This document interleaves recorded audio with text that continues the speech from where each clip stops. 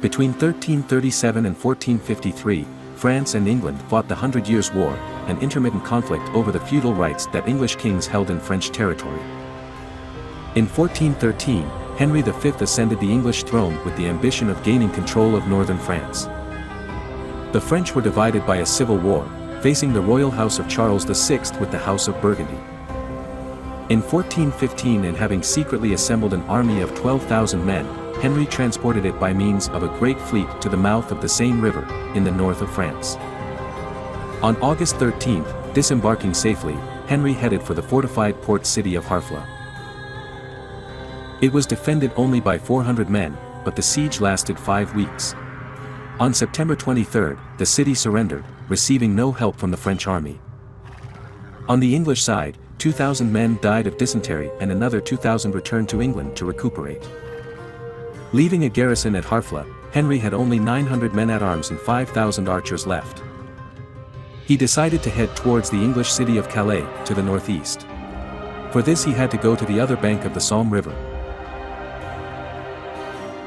The French army prevented him from crossing for days by destroying bridges and guarding the fords, driving the English away from their objective but with no intention of engaging in battle. Finally, Henry came across an undefended ford through which he crossed the entire army, only attacked by a small contingent of French horsemen, who were repulsed.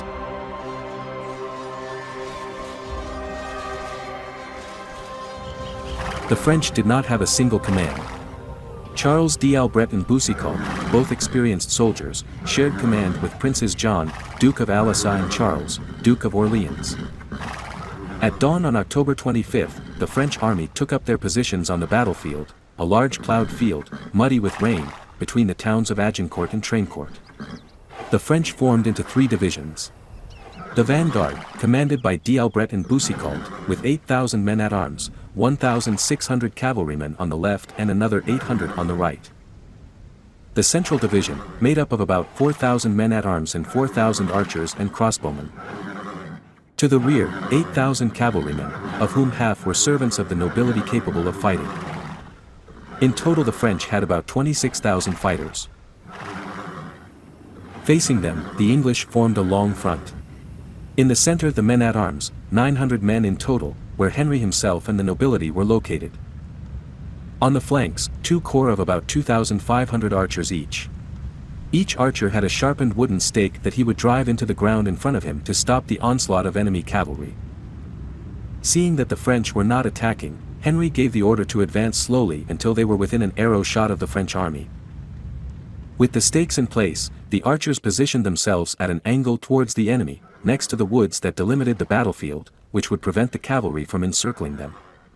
The archers began the battle by shooting their arrows at the French. The French cavalry in the vanguard were forced to charge the archers. The muddy terrain, with bushes and stones, meant that the advance of the armored cavalry could not reach much speed. Several horsemen died under the hail of arrows, but the mortality was very high when they collided with the stakes. Many died impaled, and those who fell when their mounts were wounded were finished off on the ground. The French horsemen began to fall back. On a normal battlefield, they might have withdrawn to the flanks, but here, hemmed in by the woods, the only route of escape was the way they had come and where the 1st French Division was now advancing. In their retreat, they pounced on the French formation of men-at-arms, disorganizing it. Despite this, the 8,000 men of the vanguard continued to advance. The English archers fired their arrows relentlessly, slaughtering the French infantry, as their arrows could pierce their armor at close range. Even with the heavy number of casualties, the French continued to advance uphill. They managed to reach the English lines exhausted. The fighting was very intense and a large number of men on both sides died. Following a pre-established plan, the Lord of Agincourt, along with several knights and 600 French peasants, surrounded the battlefield following a path through the woods. They managed to reach the English camp and loot it without the enemy army noticing.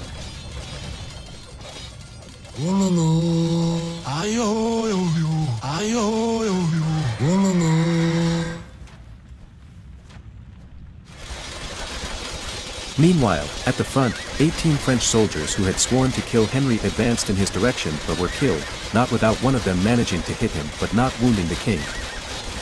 What decided the combat was the intervention of the English archers, who, leaving their bows, attacked the enemy men-at-arms engaged in combat hand-to-hand. Their agility on the soft ground when lightly equipped saw them outfight the tired and lumbering French soldiers. In the frenzy of battle, many surrendering French knights were killed by the English. The Duke of Alençon died in this way. The French vanguard began to retreat before the English push.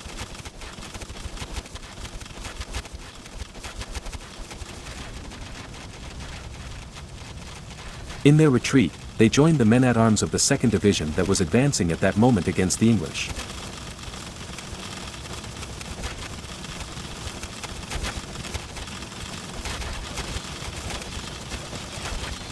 Again, a great hail of arrows decimated the already demoralized French before it came to hand-to-hand combat.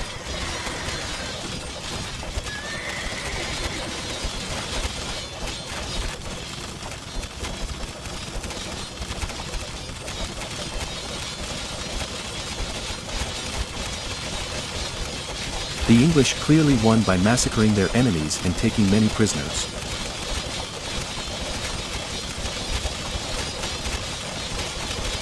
The rest of the French second line began to flee. The French rear division watched in horror as the other two were defeated without moving. Most of their chiefs and nobles had been killed or captured.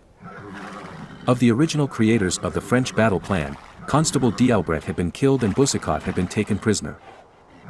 The battle was apparently over, the French fleeing while the English tried to round up their prisoners. However, several French lords managed to gather around 600 men-at-arms and galloped against the English lines. At this time, Henry ordered something that was against the rules of warfare, to kill the prisoners. He alone forgave the most important, such as the Dukes of Orleans and the Duke of Bourbon. They needed to defend themselves against the new French assault, and they did not have enough men to do so if they had to deal with securing the captives.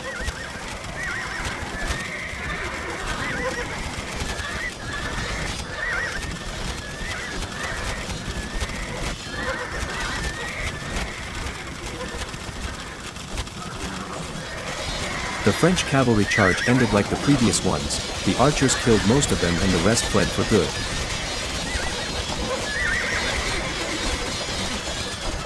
This ended the battle. The remnants of the French army dispersed, leaving the English masters of the field and of the enemy's supplies and equipment.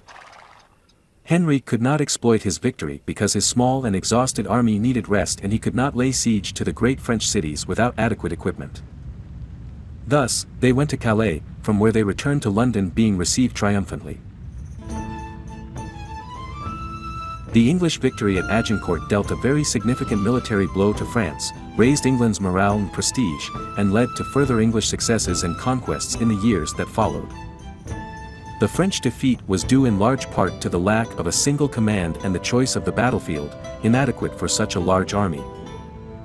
5 years later, Charles VI, King of France, had to accept that Henry marry his daughter and thus be recognized as heir to the French throne. Although the 100 Years' War was not yet over, Henry V launched a generation-long period of English supremacy.